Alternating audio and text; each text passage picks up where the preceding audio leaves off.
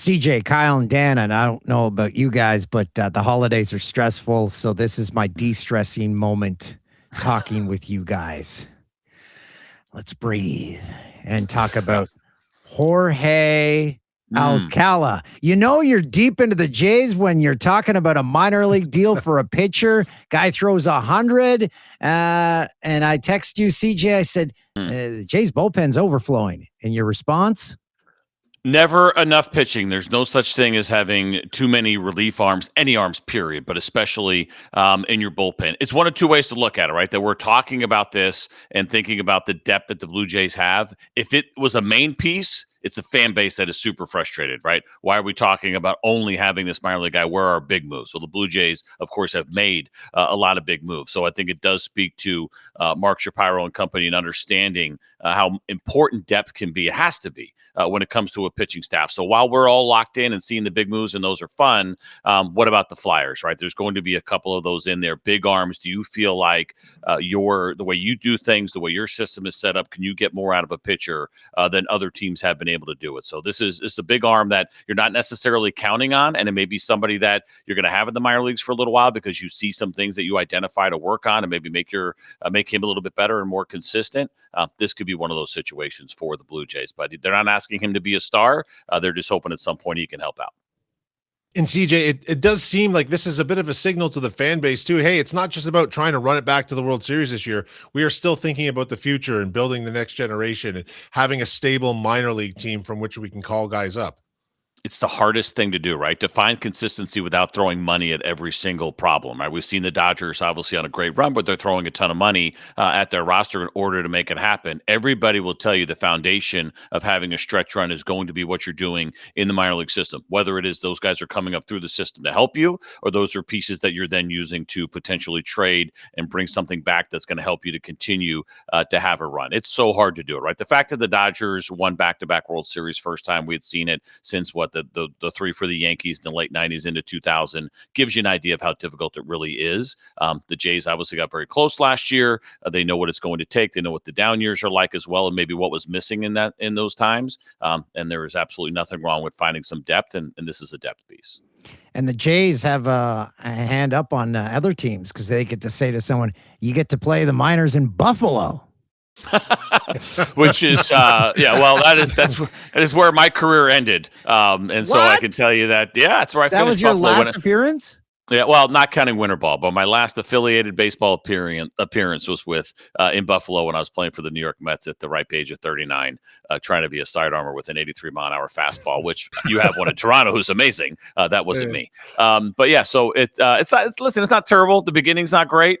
But Buffalo's not a bad spot. I mean, you start thinking about, minor league stadiums. And of course, we know originally that was they had the idea that they were going to eventually draw a big league team, right? So they had built a little bit of a bigger stadium, and they got all those upgrades when the Jays were kind of going back and forth there. So there are definitely worse places to play than Buffalo, New York. Buffalo, last stop on the CJ Express. That's right. All aboard. Sailing Field, it's called now, right? Isn't it not? Yep. It's one of the better minor league stadiums. You can see it from the highway. It's a nice looking place. Yeah. It is. There's not nearly as many bad ballparks as there once was. Like when I first came up, there were still a lot of old, decrepit minor league ballparks. But whenever you go to a good one, Indianapolis was one of my favorites because it's a big league city, right? They got big time sports there. We talk about hard time and easy time, kind of like we're prisoners. Buffalo is easy time when you're in the minor leagues. Easy stretch in Buffalo.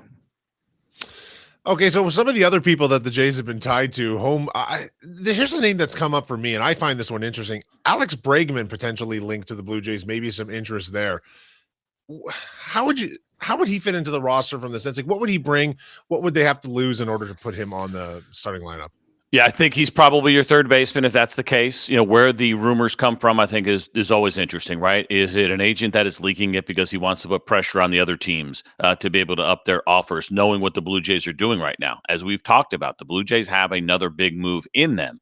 Is it Kyle Tucker? Is it Cody Bellinger? Is it Bichette? Or could it be now potentially Alex Bregman? He absolutely fits to play third base. Ernie Clemente goes and plays second base, and then Addison Barger's in the outfield, and very likely in the outfield in a platoon platoon situation with a guy like Nathan Lucas, or not Nathan Lucas, I'm sorry, but trying to figure out different ways to be able to move him in and out in a platoon role. And I think that would and could potentially work if he's the guy. If for some reason you can't get the other ones there. So what he would bring to the table, he gets a lot of credit for who he is as a clubhouse guy.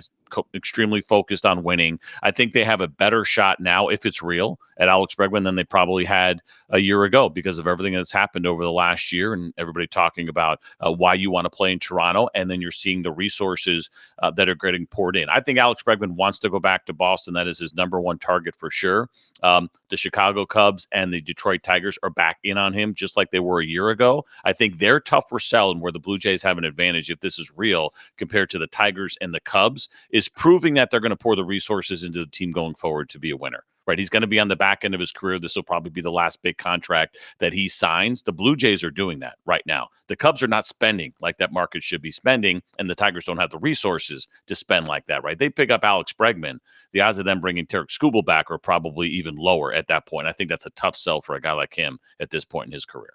You mentioned the agents and them putting their spin on it. So you have to dive into the Bo Bichette stuff because every day it changes from Jays are front runners to Red Sox are front runners. So you have to decipher what is real, what isn't. Yeah, and it's difficult to do. It really is. All right, and there's always the surprises that kind of come out of nowhere. I'm a little bit surprised, quite honestly, that we haven't heard a little bit more about the Dodgers. Again, the Dodgers are all in on the same big guys, whether it's Kyle Tucker, Cody Bellinger. I don't think Alex Bregman, but you go down the list here a little bit, and he actually would fit in really well. Like the Dodgers, if you start to look at their second and third base situation, Max Muncy's 35 years old. He's got a year left. Right now, Ha-Seong Kim is penciled in to be their second baseman. I think they'd much rather have Bo Bichette, and they certainly do have the resources to make that happen. Not to say that he's a backup plan. It does feel like Bellinger maybe is in front of Bichette for the Dodgers right now, and maybe Kyle Tucker as well. But that's another team that could potentially slide in there. The one thing about the teams that are looking at Bo Bichette as a second baseman that they know that they can keep in mind is that next year, the second base market is pretty flush. There are some really good options. Nico Horner is going to be a free agent. Lau's going to be a free agent next year. There's a pretty long list. Ozzy Albies potentially could be a free agent. There's some pretty good ones. Gleyber Torres out there as well. So for the teams that are looking at Bo as a second baseman, I don't think they're going to necessarily overextend themselves because if they feel like they have another solution, at least short term for 2026, they know there's a really good market out there for 2027. So CJ, I think part of what I'm feeling now is it feels like this is all being dragged along, but it really isn't. It's just because of how much we're discussing it. In years past, people that cover the Jays really haven't had to do that. But I'm curious if you think there's any effect. There are 4 extremely talented players that have been posted from Japan this year, and they're not available to be signed until Monday. How much of the delays on getting these big names signed do you think is revolving around those guys and kind of waiting to see where they end up? Yeah, so I think Murakami actually comes up earlier than that, if I'm not mistaken. Oh, does he? I think he's today. And then you have a couple of guys that are after January. Basically, once they get posted, it opens up that 45-day window. So unfortunately, and I wish it wasn't this way, they're actually not all on the same day. Which makes it a little bit trickier because this has happened in the past where maybe it was, Shohei Ohtani when he was first coming over. We saw it with Yamamoto, Roki Sasaki. We were having this conversation, a year ago. Roki Sasaki got to pick where he wanted to go, and it was going to be very inexpensive. But I think a lot of teams were waiting to see, had they gotten him, well, maybe they could trade somebody else away, right? The teams that were in the mix. So it is absolutely a real thing. You have 2 corner infielders this year and 2 pitchers that you feel like are potentially difference makers, especially Imai. He's probably the better of the 2 pitchers that are available, but they're not. The deadline's not the same. I've always wished that we could bump this up a little bit, that there should be a cutoff so that it doesn't affect the rest of the offseason, kind of like what you're talking about, because we still have some good pitchers left. We still have some really big bats that are left out there on the market that are free agents. But it absolutely comes into play for some teams that think they may have a shot, and it delays the process. So it's not ideal. And like I said, I want to say maybe January 2nd or 4th is when the last guy's posting period is up. But it confuses things. It muddies the waters a little bit for sure. And it's during the holidays. Come on. Yeah. When do we get a break? Ever? No, never. My dreams of Cody Bellinger becoming a Blue Jay look to be a dash because the word is Yankees, Mets, Dodgers are the final 3 for his services. Yeah, it's hard when, he's been pretty much only in big markets, right, throughout his career, and now potentially going back to a team where it all started, where he won an MVP, where they are with their ability and their likelihood of being right back in contention for a World Series. In the case of the Dodgers, is it about the most money, right? Cody Bellinger did a good job of kind of reestablishing his value over these last couple of years. I don't know if he's a guy that was in love with playing in New York and so loves having both of those teams now involved. The New York Mets probably need him the most. That's what becomes interesting when you talk about Steve Cohen and how deep his pockets run. I think that's a real destination for him, unless he just wants to go back to LA. For all of us who've watched Cody Bellinger and try to get a feel for the body language, it screams LA, right? He's pretty laid back. That could be the spot for him. But I think you're right. Again, you never know. Ultimately, money can talk. And if you're going to really separate yourself from the pack, which means you're probably going to overpay, I think you could make it happen in Toronto. But it sounds like the three teams that you mentioned here, the Mets, the Yankees, and the Dodgers, are probably the most likely destinations. But good news, there's other good players available. And just an update to that, too. It's actually Okamoto and Takahashi that were available as of 8 a.m. this morning. I can't find the dates for the other two that have been mentioned, but their window's open till January 4th. So a couple of weeks, basically. We'll see some movement on that. Curious, the Jays seem to be listening for offers on Jose Berríos. Where would the best trade fit that you could think of be for them, and what could they get back for someone like Berríos? This will end up being more probably a salary play for them, right? It wasn't his greatest year last year. You look at kind of where he was the year before, it was fine. It was a good pitcher 2 years ago. Last year, we're a little closer to kind of league average, and you have about $68 or so million remaining over the next 3 years for Jose Berríos. The home runs the last couple of years have kind of ticked up on him a little bit. He's never been a huge strikeout pitcher, hasn't been the last couple of years, right? It's a below average strikeout rate, and I bring all that up to say, okay, well, what is then the feel for teams? How do they evaluate him at this point in his career? He is still a guy who makes his starts all the time, right? It's been 30 plus starts over the last 4 years. You can count on him to be out there, but it's going to be closer to league average production, but it's also going to be innings. So in the open market, that is probably worth, your $10 to $15 million a year if a team is looking to acquire that. Because I do think this is probably more about the cash. How much would you be willing to eat to move on from him if you're the Toronto Blue Jays, and how much are you willing to take on? Could you get a team to take on $40 to $45 million of the potential 68 that is remaining? I would think so. He's a stand-up guy, a character guy. You can count on him to do his work, all the things that you want to make sure when you're checking those boxes for guys that are getting a little bit older, maybe coming off of not their greatest season. Can you count on them to get after it and do what they got to do to try to have the bounce back here? He's absolutely that guy. He's always been one of my favorites to talk to and really like him a lot. I don't know if it's about return as much for the Blue Jays. It would be young players, minor league guys. We're just talking about kind of restocking your system. I don't think it would be necessarily a top prospect unless you want to pay for it. Right. And that becomes about eating a little bit more of that money to get somebody's better prospect back. So what those dollar figures look like has never been my strength to really try to figure that out, because it is dependent on the prospect. When you look at prospect lists, right, the Blue Jays may have their guys listed 1 through 10, but a team that they could pair with could say, well, we actually don't have that order. Your number 3 is our number 1 for us. So don't get too caught up in the list when you find out that you got traded for somebody's number 4, number 5. It could have been their number 1. But there are teams absolutely that are looking for some league average production that they can afford. I wonder about, the Tigers, could they take him on at, say $10, $12 million a year? Remember, they're losing potentially 3 starting pitchers next year. And if you're looking for a guy that, again, can give you some league average production at a reasonable rate, he is at least that guy, if not more, with the potential to hopefully try to get back to where he was a couple of years ago. Do executives take into consideration what time of year it is and kind of hold off on deals because they don't want to affect someone's Christmas plans and throw a Christmas morning into a tizzy by trading a guy away? Maybe the player, but not the agent. The agent's going to have to answer the phone on Christmas all the time. And if you remember years ago, there was that famous story with Theo Epstein and Kurt Schilling and being at his Thanksgiving and having Thanksgiving dinner with him to try to get that deal done. You really can't afford to. I don't think that'd you can. be weird. Who's this guy? Why is he here? Yeah, he brought a big check with him. That's why he got in the door. But when you have a general manager like AJ Preller who never turns it off with the San Diego Padres, that means nobody else can really turn it off. So the conversations always have to continue. Should you respect the major holidays? Probably. But if something gets going, And, it's Christmas morning. I mean, I'm sure it's happened where an agent has received a text as far as the free agents go. If we're talking about trades, I'd like to think that they have their maybe own little unwritten rules among them as far as what they do. But, like you said, this is a 365-day-a-year business, so maybe not. Kids, good news, bad news. Good news, Santa arrived. Bad news, we're moving to Milwaukee. We've all been through it. I hope you like brats and beer. And endless tours of the Harley Davidson Museum. Right. You just brought up the Padres too. They just re-signed Michael King.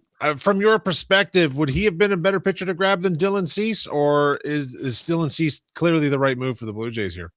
Yeah, risk reward there with Michael King. I really like him. If you've ever watched him pitch, it is a live arm and nothing is straight. He's actually a very difficult guy to catch. You got to make sure you got solid hands back there because you're not going to get that straight four-seamer that's in a spot that is easy to receive.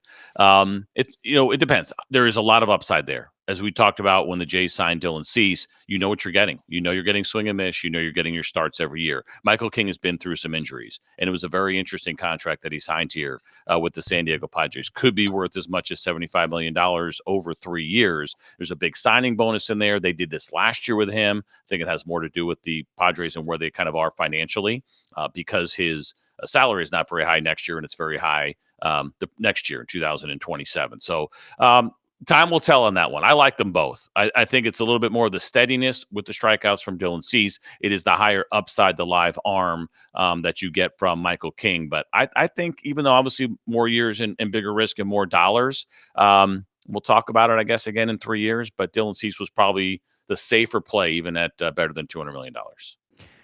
When you were talking about the Dodgers earlier, my mind wandered, and I asked myself, where did Jock Peterson go? And then Texas. I found out he's in Texas, and he just had his player option because he came on the show with Jay and I once when we were in that little closet, and I'd never seen him more laid. He had his feet up so high, his knees on the table, that you couldn't see his face. Yeah. So Jocko still in the majors. He is, and he signed a pretty surprising contract last year. It was an aggressive one by the Texas Rangers, and he had a horrific season. And then he had the player option, which was a no-brainer. They really need him to bounce back. I read a story or heard a story the other day about when he was in high school and whether or not he was going to sign after getting drafted or if he was going to go to college. I forgot where he was committed to go to school. And the scout was telling the story, and he ultimately comes out. He disappeared kind of in the house for a little bit, wanted to think about it, came back out and said he was going to sign. And the scout, who I think just got inducted into Scouts Hall of Fame or just received a big award, said he felt like he had put the sales pitch on Jock Peterson, and really it was his work that got him to sign. He asked Jock about it, and Jock said actually he went into his bedroom and flipped a coin and decided whichever side it came up on, he was either going to sign or he was going to go to college. And he said it came up to sign. So he walked back out of his room and said, okay, I'll sign. That's what you're dealing with personality wise. Yeah. So CJ, Vladimir Guerrero has committed to the Dominican Republic for the World Baseball Classic. And I'd like to hear your thoughts on something, because it seems like more and more superstar baseball players are now into this tournament. They're committing to it. The Americans lag way behind on this. They've had trouble getting the biggest American names on this team.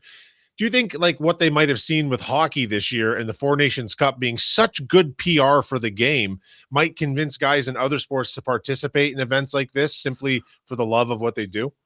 I think they all want to do it, right? It's a matter of what makes the most sense, because teams really will not get in the way.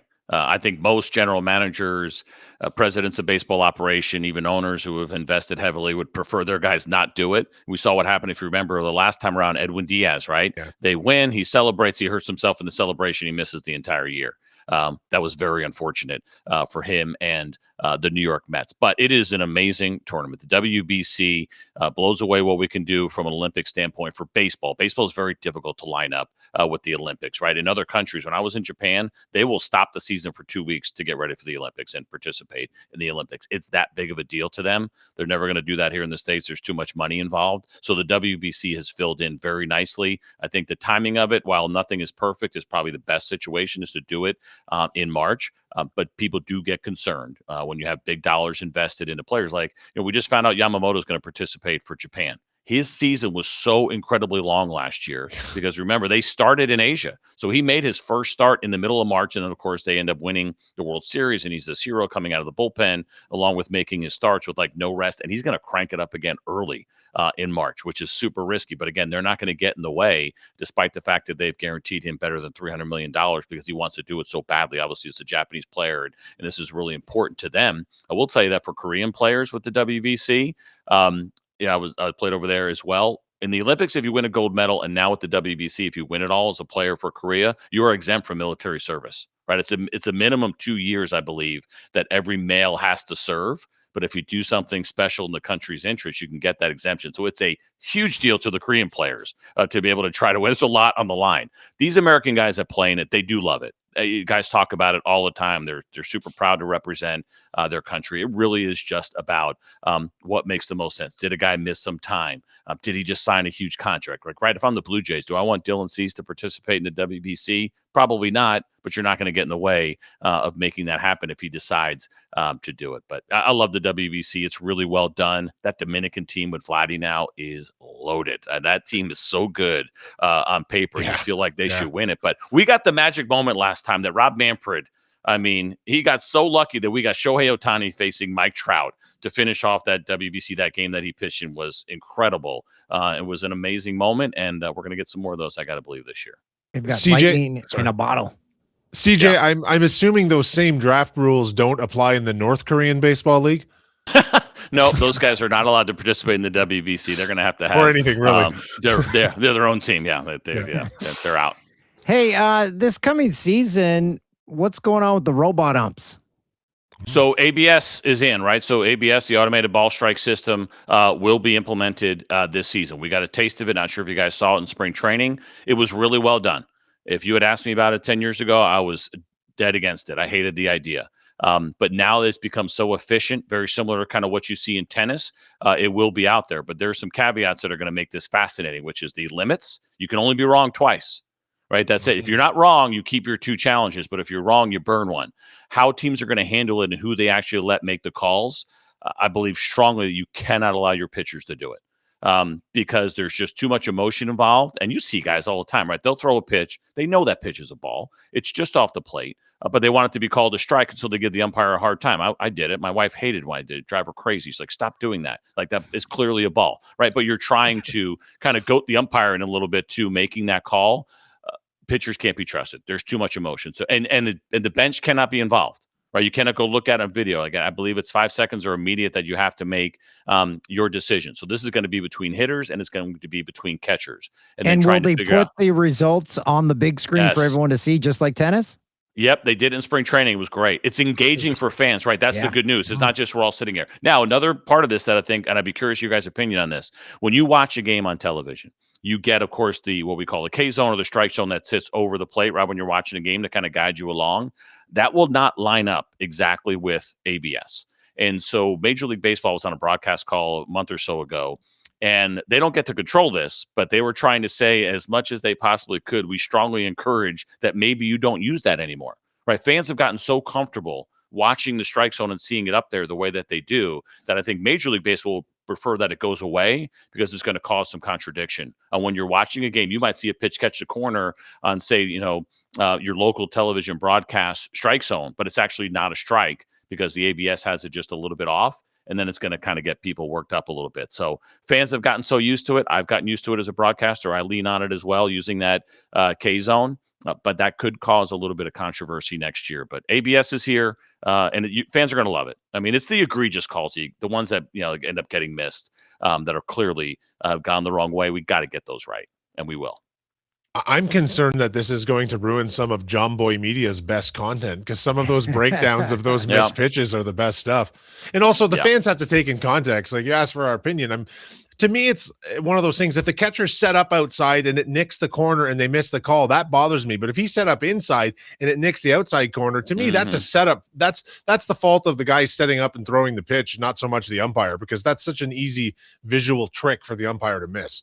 Yep, it's a great point. And it happens all the time, Right. And a strike is a strike, whether whether you hit your spot or you don't. And it happens. You're right. There's a lot of like left on left stuff where you feel like you've always a lefty will get a little bit more away to a left-handed hitter, but you might not get as much in. And catchers take advantage of that. We know how hard catchers work to frame pitches and make pitches that are outside the strike zone look like strikes. I mean, guys get paid big money to do that now, right? Austin Hedges with the Guardians is making $5 million a year, and his biggest strength by far is his ability to frame pitches. Right. And so it still matters. That's still going to matter because this is not every single pitch that's getting called by ABS, but it will be interesting to see that if we get more and more of it, will the guys where that's their lead skill, will they be needed in the game as much?